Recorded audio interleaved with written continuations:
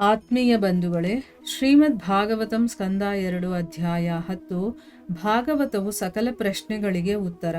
ಇದರಿಂದ 2 ಶ್ಲೋಕಗಳನ್ನು ನಾವು ತಿಳ್ಕೊಳ್ಳೋಣ. ಶ್ಲೋಕ 27. ಉತ್ಸಿಸೃಕ್ಷೋರ್ಧಾತುಮಲಂ ನಿರಭಿದ್ಯತ ವೈಗುದಂ ತಥ ಪಾಯುಸ್ತಥೋ ಮಿತ್ರ ಉತ್ಸರ್ಗ ಉಭಯಾಶ್ರಯ. ಅನುವಾದ: ಅನಂತರ ಆಹಾರದ ತಿರಸ್ಕೃತ ಭಾಗವನ್ನು ವಿಸರ್ಜಿಸಲು ಅಪೇಕ್ಷಿಸಿದಾಗ ವಿಸರ್ಜನಾರಂಧ್ರವಾದ ಗುದವು ಮತ್ತು ಗುದೇಂದ್ರಿಯವು ನಿಯಂತ್ರಕ ದೇವತೆ ಮಿತ್ರನೊಂದಿಗೆ ಹುಟ್ಟಿದವು. ಗುದೇಂದ್ರಿಯ ಮತ್ತು ವಿಸರ್ಜಿತ ವಸ್ತುಗಳೆರಡೂ ನಿಯಂತ್ರಕ ದೇವತೆಯ ಆಶ್ರಯದಲ್ಲಿವೆ. ಶ್ಲೋಕ 28. ಆಸಿಸೃಪ್ಸೋ ಪುರಃ ಪುರ್ಯಾ ನಾಭಿದ್ವಾರಮಪಾನತಃ ತತ್ರಾಪಾನಸ್ತತೋ ಮೃತ್ಯು ಪೃಥಕ್ತ್ವಮುಭಯಾಶ್ರಯಂ. ಅನುವಾದ: ಆಮೇಲೆ ಅವನು ಒಂದು ಶರೀರದಿಂದ ಮತ್ತೊಂದಕ್ಕೆ ಚಲಿಸಲು ಬಯಸಿದಾಗ ನಾಭಿ, ಉತ್ಕ್ರಮಣವಾಯು ಮತ್ತು ಮೃತ್ಯು ಒಟ್ಟಾಗಿ ಸೃಷ್ಟಿಯಾದವು. ನಾಭಿಯು ಮೃತ್ಯು ಮತ್ತು ವಿಭಜಿಸುವ ಶಕ್ತಿಗಳೆರಡಕ್ಕೂ ಆಶ್ರಯ ಸ್ಥಾನವಾಗಿದೆ. ಇವು ಶ್ಲೋಕ ಮತ್ತೆ ಅವುಗಳ ಅನುವಾದ.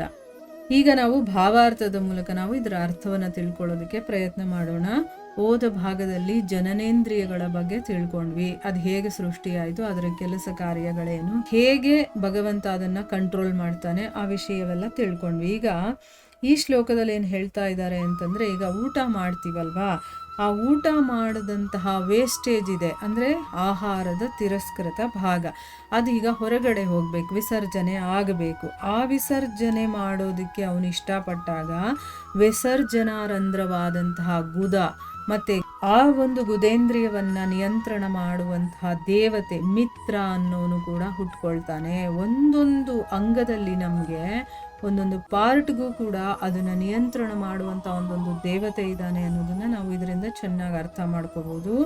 ಆ ಗುದೇಂದ್ರಿಯ ಮತ್ತೆ ವಿಸರ್ಜಿತ ವಸ್ತುಗಳು ಎರಡೂ ಕೂಡ ನಿಯಂತ್ರಕ ದೇವತೆಯ ಆಶ್ರಯದಲ್ಲಿದೆ. ಈಗ ನಮ್ಮ ಹೊಟ್ಟೆ ಒಳಗಡೆಯಿಂದ ಆ ಗಲೀಜ್ ಹೊರಗಡೆ ಬರಬೇಕು, ವೇಸ್ಟೇಜ್ ಹೊರಗಡೆ ಬರಬೇಕು ಅಂತಂದ್ರೂ ಕೂಡ ಆ ದೇವತೆಯ ನಿಯಂತ್ರಣದಲ್ಲಿ ಆ ಕೆಲಸ ನಡೆಯತ್ತೆ ಅನ್ನೋದು ಗೊತ್ತಾಯ್ತು ಈಗ ನಮಗೆ. ಅಂದ್ರೆ ತಿನ್ನೋದಷ್ಟೇ ಅಲ್ಲ, ಹೊರಗಡೆ ಹೋಗುವಂಥದ್ದು ಕೂಡ ಆ ದೇವತೆಗಳ ಒಂದು ನಿಯಂತ್ರಣದಲ್ಲಿರೋದು ಅನ್ನೋದು ನಮಗೆ ಗೊತ್ತಾಗತ್ತೆ. ಅಲ್ಲಿಗೆ ನಮಗೆ ಸ್ವಾತಂತ್ರ್ಯ ಅನ್ನೋದು ಎಲ್ಲಿದೆ? ಇಲ್ಲ. ನಾವು ನಮ್ಮ ಕೈಯಲ್ಲಿ ಏನೂ ಇಲ್ಲ. ಎಲ್ಲ ನನ್ನ ಶರೀರದಲ್ಲಿರುವಂಥ ಒಂದೊಂದು ಕೆಲಸ ಕಾರ್ಯಗಳು, ಒಂದೊಂದು ಅಂಗಗಳು ಕೂಡ ಬೇರೆ ಬೇರೆ ದೇವತೆಗಳ ಅಂಡರಲ್ಲಿ, ಅಂದರೆ ಅವರ ಕಂಟ್ರೋಲಲ್ಲಿದೆ ಅನ್ನೋದನ್ನ ತಿಳ್ಕೋಬೇಕು. ಇದೆಲ್ಲ ತಿಳ್ಕೊಂಡಾಗ ಇಲ್ಲಿ ನಂದು ಅನ್ನುವಂಥ ಸ್ವಾತಂತ್ರ್ಯ ನಮಗೆ ಯಾವುದರಲ್ಲೂ ಇಲ್ಲ. ಇದನ್ನ ತಿಳ್ಕೊಳ್ಬೇಕು ಅಂತಾನೆ ಇಲ್ಲಿ ಇವರು ಇಷ್ಟೊಂದು ಸ್ಪಷ್ಟವಾಗಿ ಹೇಳಿದ್ದಾರೆ. ಭಾವಾರ್ಥದಲ್ಲಿ ಗುರುಗಳೇನು ಹೇಳಿದ್ದಾರೆ ಅಂತಂದ್ರೆ, ಮಲ ವಿಸರ್ಜನೆಯ ವಿಚಾರದಲ್ಲಿಯೂ ಕೂಡ ಮಲವೂ ನಿಯಂತ್ರಿತವಾಗಿದೆ. ಆದ್ದರಿಂದ ಜೀವಿಯು ತಾನು ಸ್ವತಂತ್ರನೆಂದು ಹೇಗೆ ಸಾಧಿಸಬಹುದು? ನೋಡಿ, ಇಲ್ಲಿ ಗುರುಗಳು ಹೇಳಿದ್ದಾರೆ, ಈಗ ಮಲ ವಿಸರ್ಜನೆಯಲ್ಲೂ ಕೂಡ ನಮ್ಮ ಒಂದು ಇಚ್ಛೆ ಇಲ್ಲ, ಅಂದರೆ ನಮ್ಮ ಕೈಯಲ್ಲಿ ಅದಿಲ್ಲ ಅಂತಂದಮೇಲೆ ನಾವು ಸ್ವತಂತ್ರವಾಗಿದ್ದೀವಿ ಅಂತ ನಾವು ಹೇಗೆ ಹೇಳುತ್ತೀವಿ?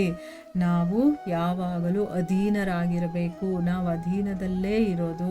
ಎಲ್ಲ ಭಗವಂತ ಮತ್ತು ಅವನಿಂದ ಸೃಷ್ಟಿಸಲ್ಪಟ್ಟಂಥ ದೇವತೆಗಳ ಕಂಟ್ರೋಲಲ್ಲೇ ನಾವಿರೋದು. ಒಂದು ನಮ್ಮ ಕಣ್ರೆಪ್ಪೆ ಮಿಟುಕಿಸ್ಬೇಕು ಅಂದರೂ ಭಗವಂತನ ಇಚ್ಛೆ ಇರಬೇಕು. ಅಲ್ಲಿ ಒಂದು ದೇವತೆಯನ್ನು ಇಟ್ಟಿರ್ತಾನೆ ಆ ಭಗವಂತನ ಕೆಲಸ ಮಾಡೋದಕ್ಕೆ. ಆ ದೇವತೆ ಒಪ್ಪಿದ್ರೆ ಮಾತ್ರನೇ ನಾವು ಕಣ್ಮಿಟಿಕ್ಸೋದಕ್ಕಾಗೋದು. ಆ ದೇವತೆಯನ್ನು ಭಗವಂತ ಕಂಟ್ರೋಲ್ ಮಾಡ್ತಾನೆ. ಆಯಿತಾ? ಈಗ 28ನೇ ಶ್ಲೋಕದ ಅರ್ಥ ಏನು ಅಂತ ತಿಳ್ಕೊಳ್ಳೋಣ. ಇದಾದ ಮೇಲೆ ಏನು ಮಾಡ್ತಾನೆ ಅವನು? ಒಂದು ಶರೀರದಿಂದ ಇನ್ನೊಂದಕ್ಕೆ ನಾವು ಹೋಗಬೇಕು ಅಂತ ಇಷ್ಟಪಟ್ಟಾಗ, ಅಂದರೆ ಸಾವು ಅಂತ ಹೇಳ್ತೀವಲ್ವಾ, ಈ ಶರೀರವನ್ನು ಬಿಟ್ಟು ಇನ್ನೊಂದು ಶರೀರಕ್ಕೆ ನಾವು ಹೋಗಬೇಕು ಅಂತ ಇಷ್ಟಪಟ್ಟಾಗ ನಾಭಿ ಮತ್ತು ಉತ್ಕ್ರಮಣವಾಯು ಮತ್ತು ಮೃತ್ಯು ಇದು ಒಟ್ಟಾಗಿ ಸೃಷ್ಟಿಯಾಗತ್ತೆ. ಈಗ ನಾಭಿನೇ ನಾವು ಹುಟ್ಟೋದಕ್ಕೆ ಮೂಲ ಅಲ್ವಾ? ನಾಭಿಗೆ ಕನೆಕ್ಟ್ ಆಗಿರ್ತೀವಿ ನಾವು. ನಮ್ಮ ತಾಯಿಯ ಶರೀರದಲ್ಲಿದ್ದಾಗ ನಮಗೂ ಮತ್ತು ಆ ತಾಯಿಗೂ ಇರುವಂಥ ಕನೆಕ್ಷನ್ ಅಂತಂದರೆ ಆ ನಾಭಿ, ಮತ್ತು ಒಂದು ಉತ್ಕ್ರಮಣ ವಾಯು ಅನ್ನೋದು, ಇನ್ನೊಂದು ಮೃತ್ಯು. ಈ ಎಲ್ಲವೂ ಕೂಡ ಒಟ್ಟಿಗೆ ಸೃಷ್ಟಿಯಾಗತ್ತೆ. ನಾಭಿ, ಮೃತ್ಯು ಮತ್ತು ವಿಭಜಿಸುವ ಶಕ್ತಿಗಳು ಎರಡಕ್ಕೂ ಕೂಡ ಆಶ್ರಯ ಸ್ಥಾನವಾಗಿದೆ. ನೋಡಿ, ನಾಭಿ ಅನ್ನೋದು ಹುಟ್ಟೋದು ಮತ್ತು ಅದನ್ನು ಸಪರೇಟ್ ಮಾಡೋದು, ಈ ಎರಡೂ ಕೆಲಸಗಳು ಯಾವ ಆಶ್ರಯದಲ್ಲಿದೆ ಅಂತಂದರೆ ನಾಭಿ ಆಶ್ರಯದಲ್ಲಿದೆ. ಈಗ ನಮ್ಮ ತಾಯಿಯ ಹೊಟ್ಟೆಯಿಂದ ಹುಟ್ತೀವಿ, ಆಮೇಲೆ ನಮ್ಮನ್ನು ಸಪರೇಟ್ ಮಾಡಬೇಕು ಅಂತಂದರೆ ಏನು ಮಾಡ್ತಾರೆ, ಕರಳನ್ನು ಕಟ್ ಮಾಡ್ತಾರೆ ಅಲ್ವಾ, ಅಲ್ಲಿ ವಿಭಜನೆ ಆಯಿತು. ಆಮೇಲೆ ಮೃತ್ಯು ಅಂತಂದರೆ ನಾವು ಈ ಶರೀರವನ್ನು ಬಿಟ್ಟು ಇನ್ನೊಂದು ಶರೀರಕ್ಕೆ ಹೋದಾಗಲೂ ಕೂಡ ನಾಭಿನೇ ನಮಗೆ ಕನೆಕ್ಷನ್ ಮಾಡುವಂಥದ್ದು. ಸೊ ಕನೆಕ್ಟ್ ಮಾಡೋದಕ್ಕೂ ಮತ್ತು ಕಟ್ ಮಾಡೋದು ಎರಡೂ ಕೂಡ ಈ ನಾಭಿಯ ಮೂಲಕ ಆಗುತ್ತೆ ಅನ್ನೋದು ಇದರ ಅರ್ಥ. ಈಗ ಭಾವಾರ್ಥದಲ್ಲಿ ಗುರುಗಳೇನು ಹೇಳಿದ್ದಾರೆ ಅಂತ ನಾವು ನೋಡೋಣ. ಪ್ರಾಣವಾಯುವು ಬದುಕನ್ನು ಮುಂದುವರಿಸುತ್ತದೆ ಮತ್ತು ಅಪಾನವಾಯು ಜೀವಶಕ್ತಿಯನ್ನು ತಡೆಯುತ್ತದೆ. ಎರಡೂ ಸ್ಪಂದನಗಳು ಹೊಟ್ಟೆಯ ರಂಧ್ರವಾದ ನಾಭಿಯಿಂದ ಉತ್ಪನ್ನವಾಗುತ್ತದೆ. ಈ ನಾಭಿಯು ಒಂದು ಶರೀರದಿಂದ ಇನ್ನೊಂದು ಸೇರಿಸುವುದಾಗಿದೆ.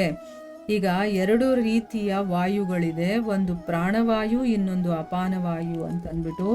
ಪ್ರಾಣವಾಯು ಅಂತಂದ್ರೆ ಏನು, ನಾವು ಜೀವಂತವಾಗಿರೋದಕ್ಕೆ ನಮಗೆ ಸಹಾಯ ಮಾಡುವಂಥದ್ದು, ಅಂದರೆ ಬದುಕನ್ನು ಮುಂದುವರಿಸುವಂಥದ್ದು.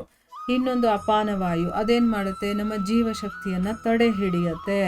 ಎರಡೂ ಸ್ಪಂದನಗಳು ಎಲ್ಲಿ ಆಗೋದು ಈ ಕೆಲಸ ಅಂತಂದರೆ ನಾಭಿಯಿಂದ, ಅಂದರೆ ಈ ಹೊಟ್ಟೆಯ ರಂಧ್ರ ಅನ್ನೋದು ಇದೆಯಲ್ಲ, ಆ ನಾಭಿಯಿಂದ ಈ ಕೆಲಸಗಳು ಉತ್ಪನ್ನವಾಗುತ್ತೆ. ಈ ನಾಭಿ ಏನಂತಂದರೆ ಒಂದು ಶರೀರದಿಂದ ಇನ್ನೊಂದು ಶರೀರಕ್ಕೆ ಸೇರಿಸುತ್ತೆ, ತಾಯಿ ಮತ್ತು ಮಗುವನ್ನು ಸೇರಿಸುವಂಥ ಕೆಲಸ ಮಾಡುತ್ತೆ.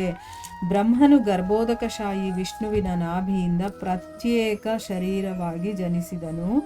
ಈಗಲೂ ಸಾಮಾನ್ಯ ದೇಹದ ಹುಟ್ಟಿನಲ್ಲಿ ಈ ತತ್ವವನ್ನೇ ಅನುಸರಿಸಲಾಗುತ್ತಿದೆ.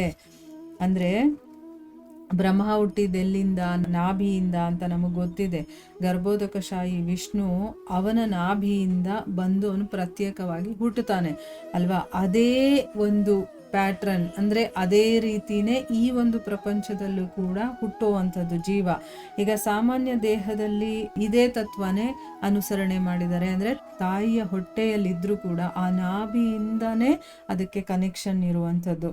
ಈಗ ತಾಯಿಯ ಶರೀರದಲ್ಲಿ ಮಗುವಿನ ದೇಹ ಬೆಳೆಯುತ್ತೆ.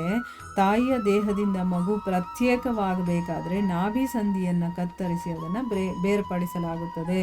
ಅದೇ ರೀತಿಯಲ್ಲಿ ಪರಮಪ್ರಭುವು ತಾನೇ ಪ್ರತ್ಯೇಕಗೊಂಡ ಅನೇಕವಾಗಿ ವ್ಯಕ್ತವಾದನು. ಆದ್ದರಿಂದ ಜೀವಿಗಳು ಪ್ರತ್ಯೇಕಿತ ಭಾಗಗಳಾಗಿದ್ದಾರೆ, ಹಾಗಾಗಿ ಅವರು ಸ್ವತಂತ್ರರಾಗಿಲ್ಲ. ಈಗ ಒಂದು ತಾಯಿಯ ಶರೀರದಲ್ಲಿ, ಅಂದರೆ ಹೊಟ್ಟೆಯಲ್ಲಿ ಆ ಮಗು ಬೆಳೆಯುತ್ತೆ. ಯಾವಾಗ ಆ ಮಗು ಹುಟ್ಟುತ್ತೋ ಅದನ್ನು ಸಪ್ರೇಟ್ ಮಾಡಬೇಕಲ್ವ. ಈಗ ಅದು ಹೊಟ್ಟೆಯಿಂದ ಹೊರಗಡೆ ಬಂದಮೇಲೆ ಆಯಿತು, ಅದು ಮತ್ತೆ ಸಪ್ರೇಟ್ ಆದಂಗೆ. ಅದನ್ನು ಸಪ್ರೇಟ್ ಮಾಡೋದು ಹೇಗೆ ಅಂತಂದರೆ ಆ ನಾಭಿಯನ್ನು ಕತ್ತರಿಸೋದ್ರ ಮೂಲಕ ಸಪ್ರೇಟ್ ಮಾಡ್ತಾರೆ. ಅದೇ ರೀತಿ ಭಗವಂತ ತನ್ನನ್ನು ತಾನೇ ಬೇಕಾದಷ್ಟಾಗಿ ಅನೇಕವಾಗಿ ಅವನು ಸಪ್ರೇಟಾಗಿ ಮಾಡ್ಕೊಳ್ತಾನೆ, ತನ್ನನ್ನು ತಾನೇ ಸಪ್ರೇಟಾಗಿ ಮಾಡ್ಕೊಳ್ತಾನೆ. ಸೊ ಅದಕ್ಕೋಸ್ಕರನೇ ನಾವೆಲ್ಲರೂ ಭಗವಂತನ ಒಂದು ಭಾಗ ಆಯಿತಾ, ಅವನಿಂದನೇ ಬಂದಿರುವಂಥ ಬೇರೆ ಬೇರೆ ಭಾಗಗಳು ಅಷ್ಟೇ. ಅದಕ್ಕೋಸ್ಕರ ನಾವು ಸ್ವತಂತ್ರರಾಗಿಲ್ಲ, ನಾವೇ ಬಂದ್ಬಿಟ್ಟಿಲ್ಲ. ಭಗವಂತನ ಒಂದು ಅಂಶದಿಂದ ನಾವು ಬಂದಿರುವಂಥವ್ರು, ಅವನಿಂದ ಸಪರೇಟ್ ಆಗಿರುವಂಥವ್ರು. ಇದನ್ನು ನಾವು ಚೆನ್ನಾಗಿ ಅರ್ಥ ಮಾಡ್ಕೊಂಡಿರಬೇಕು ಆಯಿತಾ. ಭಗವಂತನಿಂದ ಬಂದಿದ್ದೀವಿ ಅಷ್ಟೇ, ನಾವು ಸ್ವತಂತ್ರರಾಗಿ ಎಲ್ಲಿಂದನೋ ಹುಟ್ಟುಬಿಟ್ಟಿಲ್ಲ ನಾವು, ಅದಕ್ಕೆ ನಾವು ಸ್ವತಂತ್ರರಲ್ಲ ಅನ್ನೋದನ್ನು ಇಲ್ಲಿ ಹೇಳಿದ್ದಾರೆ. ಈಗ ಕೆಲವೊಂದು ವಿಷಯ ನಮಗೆ ಅರ್ಥ ಆಯ್ತಲ್ವಾ, ನಾಭಿ ಹೇಗೆ ಕಾರಣವಾಗುತ್ತೆ ಅಂತಂದ್ಬಿಟ್ಟು. ಸೊ ಇಲ್ಲಿಗೆ ನಾವು ನಿಲ್ಲಿಸೋಣ. ಹರೇ ಕೃಷ್ಣ.